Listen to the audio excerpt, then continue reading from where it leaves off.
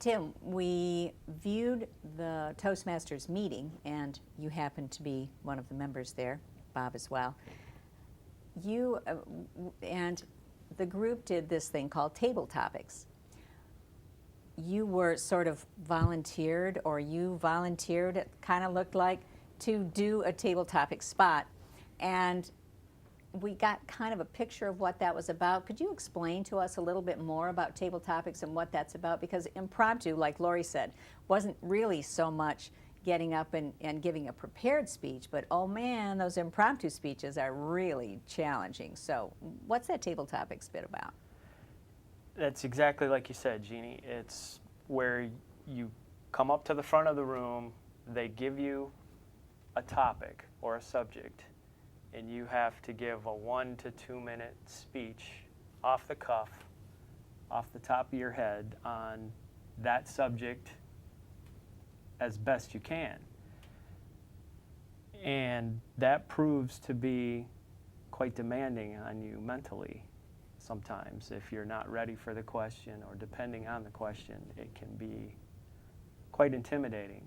So I try to incorporate that in at least every other meeting that I go to, just for the fact that when you get stopped in the hallway by someone and they ask you, somebody important, they ask you about your business or about something about your job, it frees you up to think quicker on your feet, and it's been very helpful for me.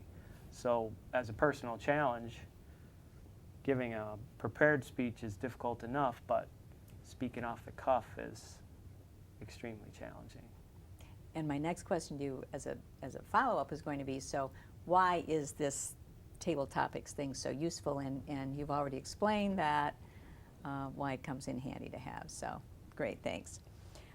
Lori, another thing that, another segment of the program that we viewed was about glows and grows and evaluating speeches.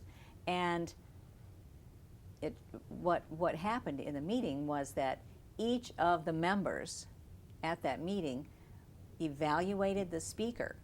And you know, and it was called glows and grows. Well, the glows seemed to be very positive. I mean, I'd love to hear 16 great things about what I said. The grows, on the other hand, I'm not sure I'd want to listen to 16 things that I need to change about my speech. Can you speak to that a little bit, please? Yes. I don't think that you can grow as a speaker unless you have some idea where your areas of improvement are and where you need to grow. And so it's really necessary that along with the positives and the glows, that you have those grows. Because sometimes you may not realize that there's an area that you need to improve upon, and where somebody that's watching you will know that. And in fact, one of the most disappointing evaluations I got was one where it was all glows and not a single grow. And I could listen to my speech and know that there were definite areas where I could have improved. And so it was really kind of disappointing, because we are all in Toastmasters to get better at public speaking. And so if you aren't getting that sort of feedback on where you can improve, it's really disappointing. It's the grows are not meant to make you feel bad. They're meant to help you so that you can grow and become a better speaker. Bob, this one's for you. Yeah. I'm guessing for most people, speaking about personal experiences is probably the easiest type of speech to give, because it all comes from inside you and your life and you know, and memory and that kind of thing. Are Toastmasters required to give certain types of speeches during the meetings, or can I just pick and choose and do a personal story each time I have to get up in front of the group? What are requirements around that? Jeannie, the learning program is based on getting some instruction on a particular objective. It may be to organize your speech or use vocal variety, practice it, and then get some feedback.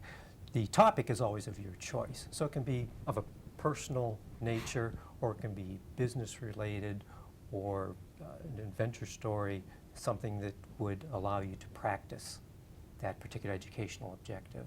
Great. And with that, Bob, could you give us a couple of examples of speeches that you've done that have not been about personal experience? Maybe they're challenging another aspect of your speaking abilities. Certainly. I'm also active in another organization called the Product Development and Management Association, And with that, I've given several presentations at conferences on new product and new business development to a professional organization. And I really found that having the Toastmaster training allowed me to effectively communicate my thoughts on new product development and the findings that we've accomplished. We need to wrap things up. Jeremy, I'd like to ask you a couple of frequently asked questions just to conclude things and to really inform people. So could you tell us, please, once again, where will we find a meeting, or where might they find a meeting in our community? All right, well, there's 2 clubs open to the community. There's Sensational Speakers, which meets the 3rd Monday of each month from 6:30 to 8:30 in the evening, and they meet at the Grace A. Dow Memorial Library Lounge. There's also Midland Toastmasters, which meets the 1st and 3rd Tuesday of each month, and they meet from 6:30 to 8 in the evening, and they meet at the Northwood Institute, NADA Center. Also, there's 3 clubs that are corporate based. There's Tuesday Talkers, which I'm a member of, that meets every Tuesday from 11:45 to 12:45 in the afternoon, and they meet at Dow Chemical. Also at Dow Chemical is the Wednesday Speakers Circle Club, which meets every other Wednesday from 11:45 to 12:45 in the afternoon. Finally, there is the DC Talk Club, which meets at Dow Corning, and that meets every Wednesday at noon to 1. Thank you for that grand amount of information, Jeremy. Another question our audience might have is, can I visit a club as a guest? Definitely. To be a member. I attended several meetings as a guest, and it was mostly because it was so much fun to attend, and I even did a table topics. It was a lot of fun. Great, thank you. How about club dues? How much are they? For 6 months, it's $45, but it's definitely worth it. Okay, and we've heard pretty much how long the meetings last. How often do I have to give a speech, and do I have to give one like right away? Well, no, definitely not. One of the best things about Toastmasters is you go at your own pace. Fellow Toastmasters will definitely encourage you to do speeches, but you can take it as slow as you need to, and doing table topics, which is only a minute or 2 commitment, is an easy way to get into it.